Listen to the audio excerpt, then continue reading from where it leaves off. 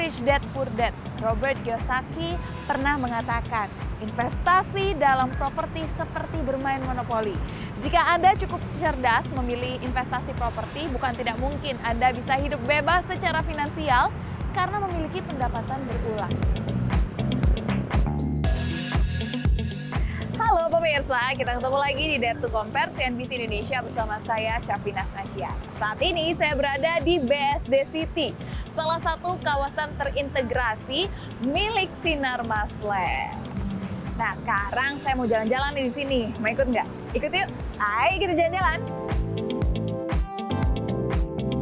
BSD City adalah kawasan kota mandiri yang terletak di kota Tangerang Selatan. Kawasan terintegrasi dengan luas lahan lebih dari 6.000 hektar ini masih terus melakukan pengembangan. Mengusung jargon Big City, Big Opportunity, BSD City menawarkan sejumlah keunggulan dan fasilitas pendukung, seperti adanya area komersial, perkantoran, dan tentunya pengembangan infrastruktur yang terintegrasi seperti jalan tol, transit-oriented development, commuter line, shuttle bus, yang membuatnya lebih mudah diakses dari berbagai lokasi. Tak mengherankan jika banyak orang memilih BSD City sebagai pilihan tepat untuk Anda yang menginginkan investasi properti dengan segala kelebihannya. Sinarmas Land ternyata memiliki beragam produk yang cocok untuk investasi. Kali ini saya akan membahas ragam pilihan investasi properti yang ada di BSD City. Nah, sekarang saya akan membahas beragam pilihan investasi properti yang ada di BSD City. Kebetulan saya udah janjian nih sama Bu Evelyn. Bu Evelyn siapa ya? Langsung aja kita ngobrol. Yuk! Nah, itu kayaknya Bu Evelyn nih. Halo Bu Evelyn. Ya, Bu Evelyn ini kan chef datang ke sini dengan tujuan mau lihat-lihat potensi dari investasi properti yang ada di BSD City. Kira-kira nih sebelum chef lihat-lihat lebih lanjut, sejauh ini minat dari masyarakat membeli properti untuk berinvestasi ataupun end user ini sebesar apa sih? Karena kan kita tahu ya kondisi sekarang ini lagi sulit-sulitnya. Properti ya? Kalau dibilang sulit, susah juga ya ngomongnya, sulit ya. Karena kalau kita lihat malah sekarang ini kalau ngomong pandemi, sebenarnya kan ada masa di saat kita mungkin lebih susah ya. Di saat awal-awal pandemi, di mana nggak semua orang itu, bukan nggak semua orang ya, saya yakin semua orang nggak ada yang siap. Semua orang nggak ada yang siap, semua industri nggak ada yang siap. Tiba-tiba datanglah pandemi gitu ya. Tapi kalau mau ditanya gimana sih animo properti sekarang di saat-saat sulit ya, mungkin saya bisa ceritain sedikit sama Mbak Syaf bahwa khususnya BSD itu malah selama pandemi kemarin itu mempunyai penghasilan yang luar biasa. Oh ya? Ya, jadi boleh dikatakan 2021 itu hampir 8 triliun ya, 7,7 triliun pencapaiannya, which is itu kira-kira mengalami peningkatan sekitar 20% lah, hampir ya dari tahun sebelumnya. Ini penghasilannya di 2021 7,7 triliun, hampir 8 triliun. Ini sebenarnya apa sih yang membuat properti di BSD City ini begitu diminati? Apa sih keunggulannya? Apa keunggulannya dan apa rahasianya gitu ya? Jadi kalau mau dibilang orang pasti semakin lama semakin pinter. Orang udah mulai bisa ngelihat. Dan apalagi sejak masa pandemi ya, orang punya banyak waktu untuk berpikir, punya banyak waktu untuk berhitung gitu ya. Jadi ini investasi mau dibawa kemana sih gitu ya. Dan kalau memang mau investasi di properti yang mana dan kapan harus investasinya. Properti yang mana, dia pilih dulu nih lokasi, developernya siapa, kemudian kapan, apakah sekarang, apakah tunggu nanti gitu ya. Kalau kita bicara BSD City sendiri, itu kita terus terang BSD City punya history.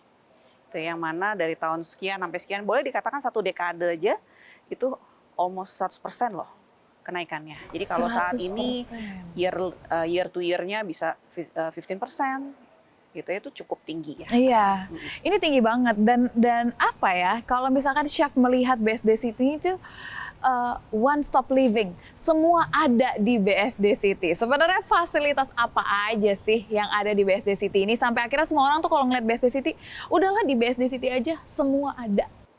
One stop living ya.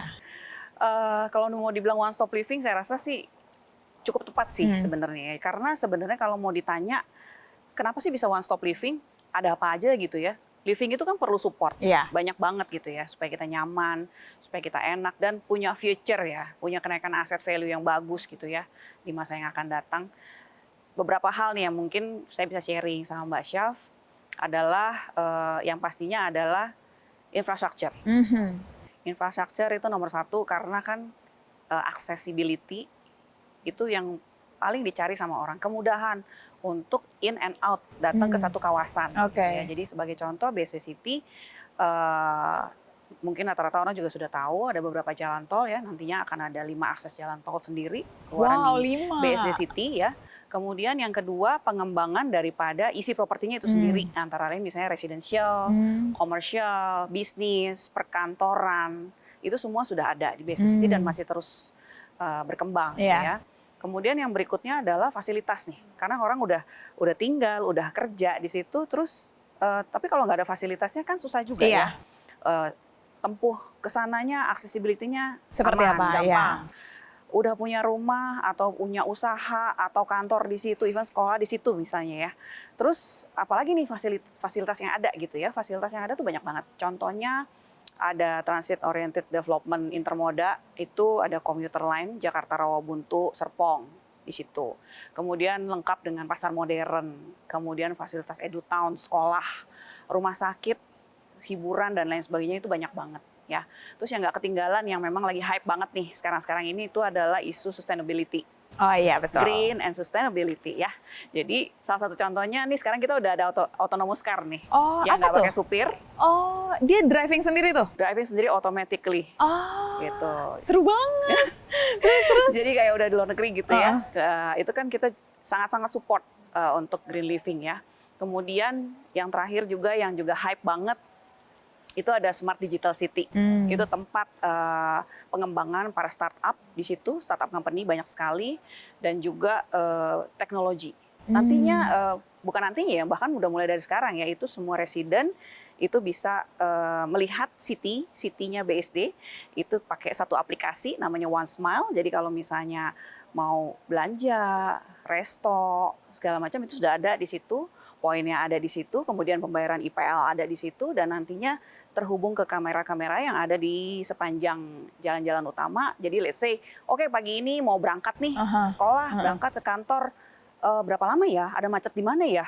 Ada traffic jam di mana ya? Itu Bisa dipantau? Bisa dipantau. Ih, kece banget Gitu. Jadi loh selain ini. yang memang, let's say di rumahnya sudah ada fasilitas smart home, bisa pantau rumahnya, juga sekarang bisa pantau lingkungannya dan sekitarnya, city-nya.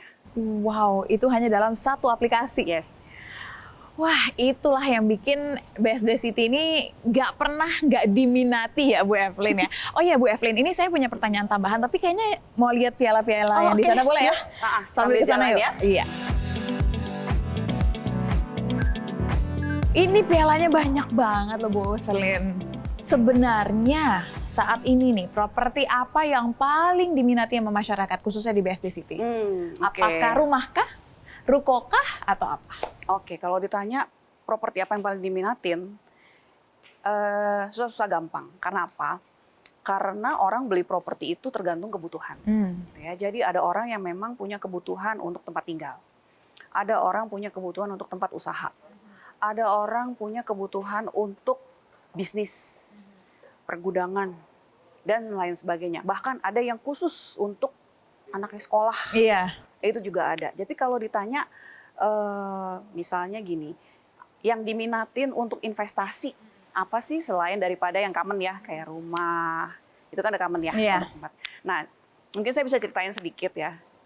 Di masa pandemi ini, behavior orang tuh agak berubah. Gitu ya. Salah satu contohnya adalah banyak sekali orang sekarang itu yang kepengen double function, multifunction. Dalam arti apa sih? Kalau kita perhatiin nih, dulu rumah apa sih sebagai tempat tinggal kan?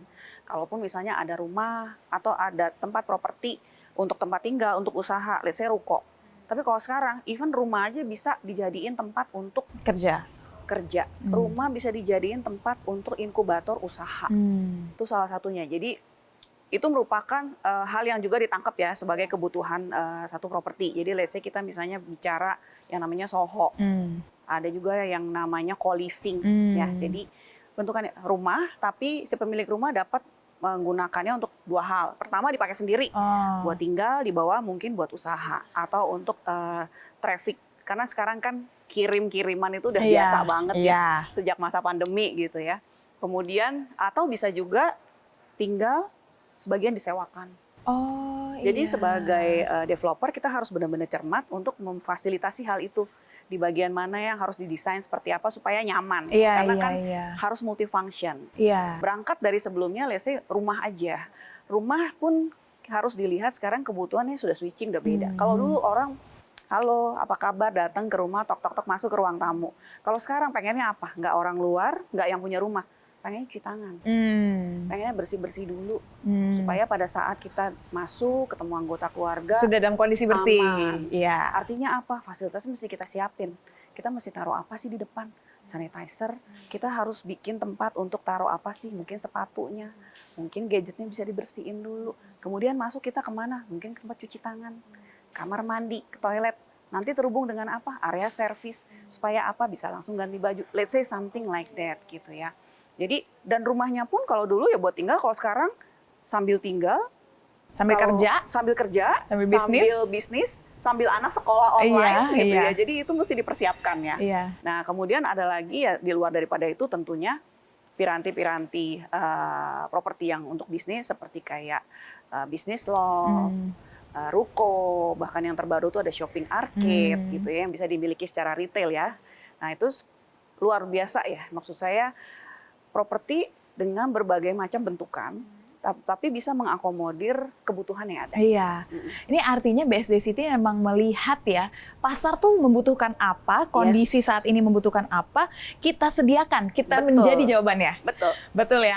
Berarti nih, kalau misalkan katakanlah saat ini nih, semua sudah terjawab gitu kebutuhan masyarakat. Kedepannya BSD City ini mau menyiapkan apa lagi, kejutan apa lagi yang akan diberikan? Luar biasa nih, smart question banget nih. Smart and key question kalau ini. Kedepannya bakalan ada apa lagi gitu ya. Jadi mungkin saya kasih hint sedikit lah ya. Dalam waktu dekat dan sebenarnya kita sedang mempersiapkan ya. Antara lain itu kita punya Theme Park nanti. Yang sudah bergabung tuh ada Cimory Dairyland. Kemudian ada City Zoo dari Jatim Park. Ya. Kemudian kita juga sedang mempersiapkan yang namanya Lifestyle Center, Cat Town. Kemudian di luar daripada itu ya yang baru-baru buka, let's say misalnya kayak ada penambahan university yang international grade ya, kayak Monash University, Shanghai University gitu ya. Dan yang bakalan paling anyar banget, coming soon, Tol Serbaraja di samping Ion Mall persis. Wah, ini saya dengar semua potensi yang akan dibuat sama BSD City ini jadi tergiur untuk ngelihat langsung. Boleh nggak sih Bu ngelihat langsung? Silakan lihat langsung, nanti kita temenin, boleh tanya-tanya untuk detailnya. Oke, kalau gitu kita langsung saja ya.